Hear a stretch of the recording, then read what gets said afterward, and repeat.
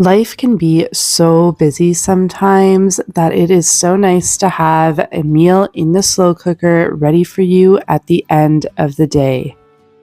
So I have put together 5 different budget and family-friendly slow cooker meals for you to try.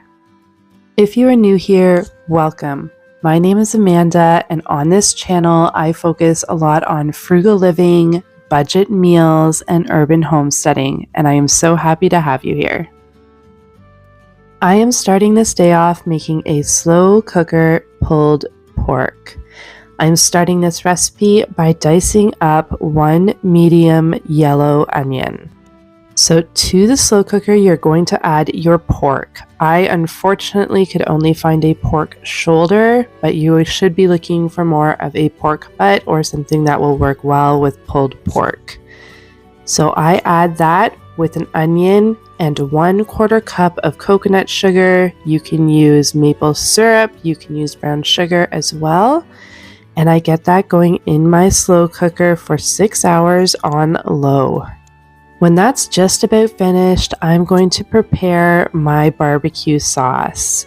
So I am adding 1 can of tomato paste as my base.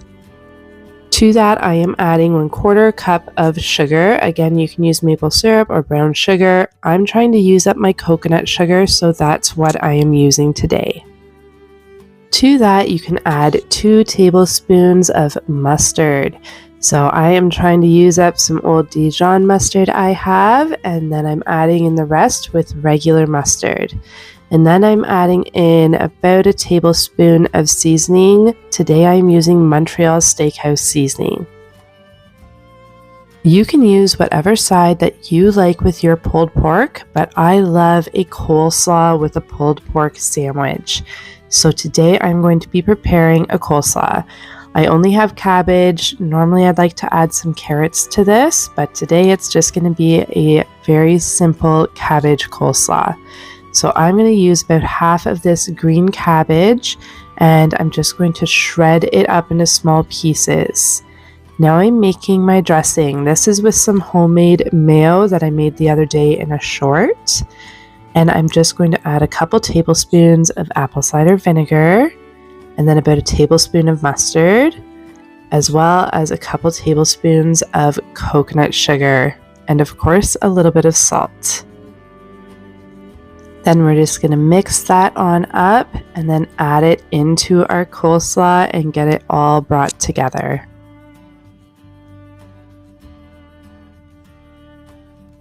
This is a great meal for any time of year. However, in springtime, as we're starting to spend more time outside, I find a coleslaw so refreshing, and the pulled pork is just so easy to do and so nice to come home to.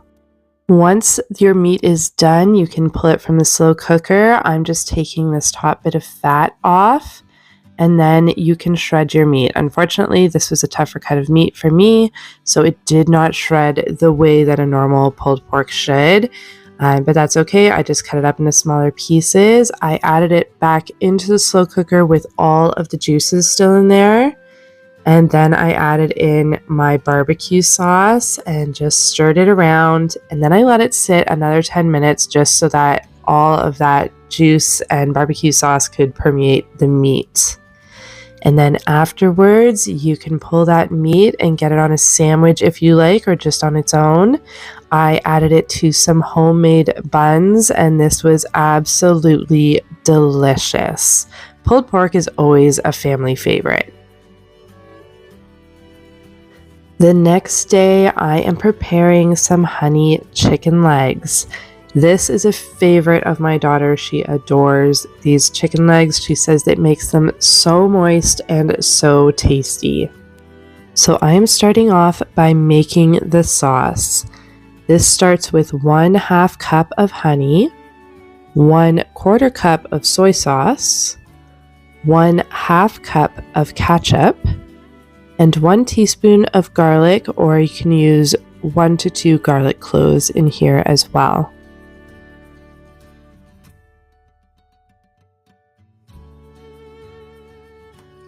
Then you're just going to mix that sauce to combine. After that, you're going to get your meat into the slow cooker. I've used chicken drumsticks here, but you can also use chicken thighs. And you're just going to coat all of your chicken with the sauce. You're going to cook them on low for 6 hours or on high for 4 hours. This meal was absolutely delicious, and like I said, it is always a hit, especially with my daughter who loves these chicken legs. And you can see that we are having coleslaw as a side again because that half a cabbage made a lot of coleslaw, so it lasts for a lot of days. And cabbage is a really cheap, budget-friendly vegetable that you can have, so it is a perfect budget-friendly add-on to these meals. For our next meal, I am preparing up some beef stew. This is a lovely, hearty, very nutritious beef stew. So I am starting off chopping up 4 medium to small potatoes and just getting them in nice bite-sized pieces. I will add those potatoes plus 1 diced up medium yellow onion into my slow cooker. Next, I am going to prepare 3 cloves of garlic. So I'm just going to take the skins off and then dice them up into small pieces.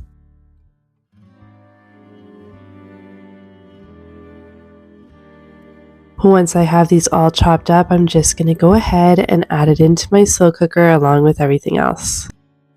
So you can add a couple stalks of celery to this stew. However, I find uses for the bottoms of my kale and my collard greens work perfectly well instead of buying celery. So I would normally buy organic celery because regular celery is highly sprayed with pesticides. So instead, I am using the ends of my collard greens. It's a budget-friendly way to use those up. Now, I have some canned carrots from a couple years ago that I am trying to get through, so I am using 2 cans of carrots, and then I am also using canned beef here. So this, in the slow cooker that's already been pressure canned, will be super, super tender. But if you do not have canned carrots or canned beef, you would use 2 pounds of stewing beef and chop up 4 medium carrots. Now to this, I am adding some rosemary, about a tablespoon of rosemary, a couple teaspoons of salt, 2 teaspoons of thyme, and about a 1/4 cup of coconut sugar. I also add 2 tablespoons of tomato paste here. Now you could add 3 cups of broth in, but because I used canned ingredients here, I just used the broth that was inside those canned ingredients. But if you are not using canned ingredients, you may use 3 cups of beef broth. Then I let this cook on low for 6 hours. At the end, I add a couple tablespoons of cornstarch with some water just to thicken it up a bit. This is a lovely, hearty, nutritious stew. I really enjoyed it, and it really fills you up nicely. This also made a lot of stews, so we have lots of leftovers as well that I will actually probably freeze for another time. So next meal, we are working on some bacon Alfredo chicken. Now this is not a 1-pot meal, but the slow cooker will do the work for you, cooking up the majority of your protein. So you're going to go ahead and throw 3 pounds of chicken breast into your slow cooker, and I also throw in about a tablespoon of olive oil and a teaspoon of salt. And you're going to let those cook on high for 3 hours or on low for 4 to 5 hours until the chicken is fully cooked. Next, you are just going to grill up some pieces of bacon until they're nice and crispy. When the chicken's fully cooked, I just chop it up into pieces or kind of shred it a little bit, but that was not on purpose. And we are also going to get some pasta in. I did not have any linguine pasta, unfortunately, so I am just using some spaghetti noodles because my kids love spaghetti noodles. You will use about a pound of noodles, and you're just going to boil them in some boiling water with a decent amount of salt in there. I've heard that your water should taste like the ocean when you are boiling pasta. Once my pasta is done, I'm just going to drain it, and then I add all my crispy bacon pieces. I add in my shredded chicken, and then I'm adding in 2 jars of this pre-made Alfredo sauce.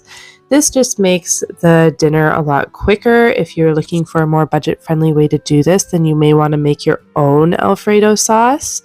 But this was just a quick way for me to do it tonight. So I just had those 2 pre-made jars of Alfredo. And then I go ahead and I'm just going to mix this all in until everything is incorporated nicely.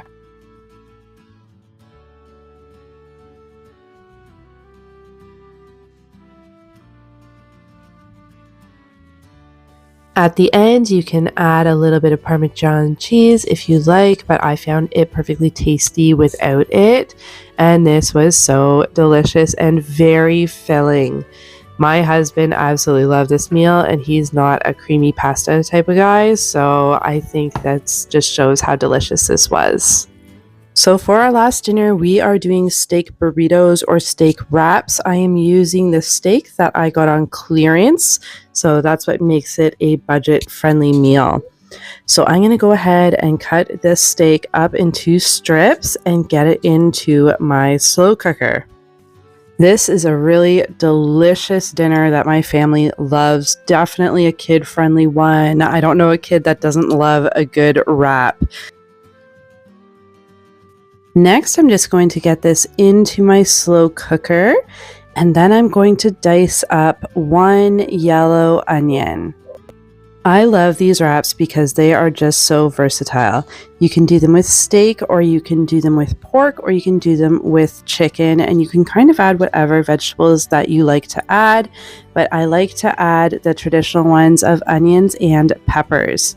Now you can cut up a fresh bell pepper, but I had frozen from our garden, so that's what I used. I added a 1/4 cup of water, a couple teaspoons of chili powder, a tablespoon